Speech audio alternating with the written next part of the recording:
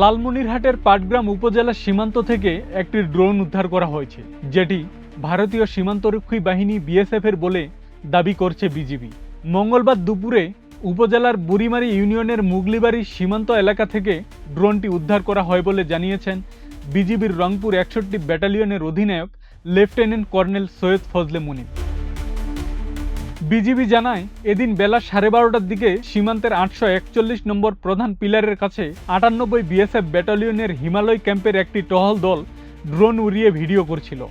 এক পর্যায়ে ড্রোনটি নিয়ন্ত্রণ হারিয়ে সীমান্তের শূন্যরেখা থেকে প্রায় ২০ গজ অভ্যন্তরে একটি ভুট্টা খেতে আছড়ে পড়ে।